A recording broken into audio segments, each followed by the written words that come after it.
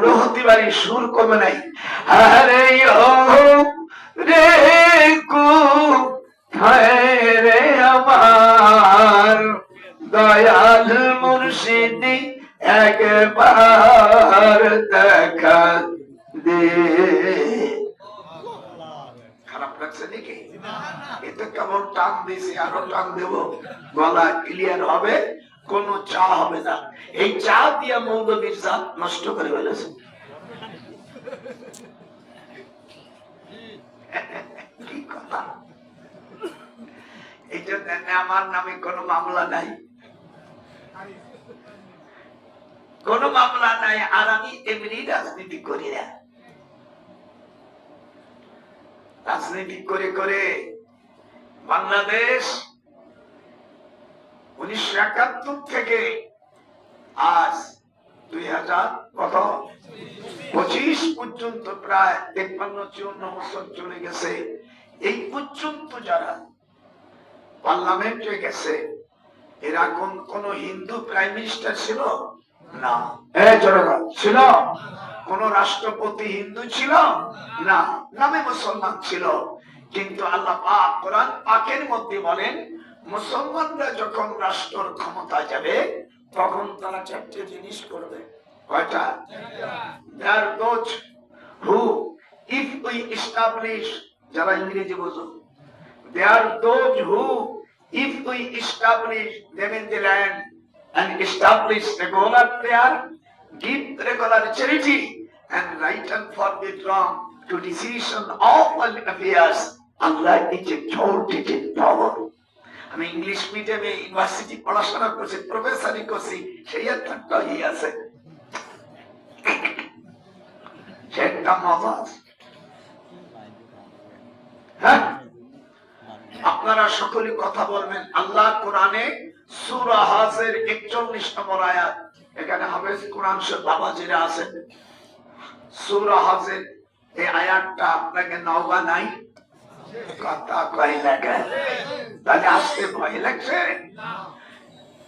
41 নম্বর আয়াতে, সূরা হাজের 41 নম্বর আয়াতে আল্লাহ বলেন, আল্লাযীনা ইম্মাক্কানাহুম ফিল আরদ আকামুস সালাত, আমি যখন মুসলমানদেরকে রাষ্ট্র ক্ষমতা দিব তখন তারা চারটে জিনিস প্রতিষ্ঠিত করবে।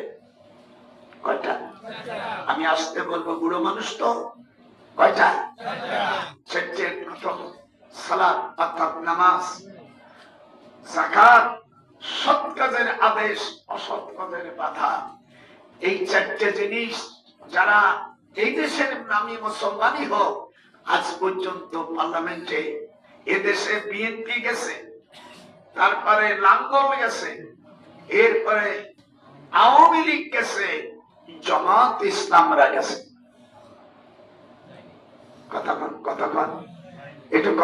এই পর্যন্ত তারা কোনদিন নামাজের বিল পার্লামেন্টে আনছে? বলবেন সংখ্যাগরিষ্ঠ। তোমরা খালেদাকে সমর্থ দিয়ে, হাসিনাকেও সমর্থ দিয়েছে, দিয়া মন্ত্রী হয়েছে, কিন্তু তারা কোনদিন ওরাও যা করছে ওইভাবে ভাবে করে গেছে, কিন্তু নামাজের বিল কখনো উত্থাপন করেনি। আপনারা এখানে যারা আছে, বাবার বেটা কোরআন হাতে নিয়ে বলেন, কোন এই পর্যন্ত কেউ নামাজের বিল আনছে? এটি জোরে বল। আল্লাহ যদি না বলে জানে শুনে বিচার তুমি করো, যেরকম করেছে, এটা কি তাদের দায়িত্ব ছিল না? ছিল, কিন্তু করেনি। কেন? সে জবাব তাদের দিতে হবে। আজ শোনা যাচ্ছে অমুকনাথ আলকাত আল্লাহ ভোট দিলে জান্নাতে যাওয়া যাবে।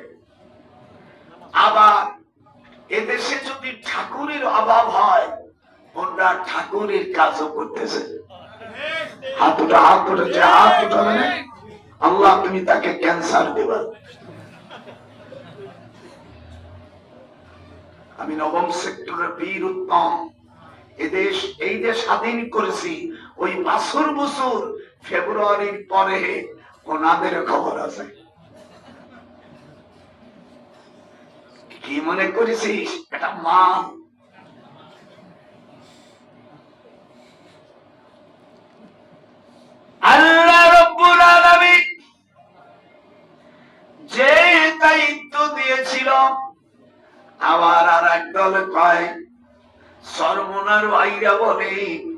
ওনাকে দেখলি বলে রসুলকে দেখা হয়।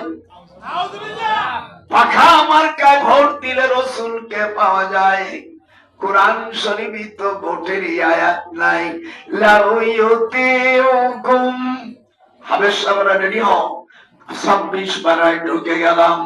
লাউ ইউতিউকুম ফি কাসীরিম মিনাল আমরি লানিতুম ওয়ালাকিন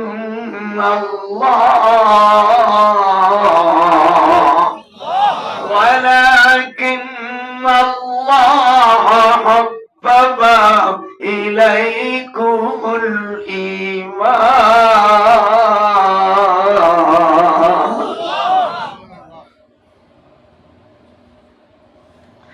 গরসাদিয়াত তুকে খাই জিন্দারা মদনা কুনি আমায় শাহ মৌসুল পেদারাদ জুমলা বারাদ মি গুলাম বর্তকি কস আগে জুমলা বর্তকি কস আগে জুমলা কর দাই বর্দ কামার নিস্তরাবত কর দাই।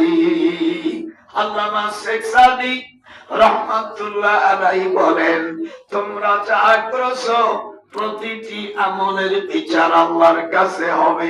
দাড়ি পাল্লায় ভোট দিলে জান্নাতে যাবে, কোরআন হাদিসে কোথাও নাই। হাত উঠা, হাত উঠা।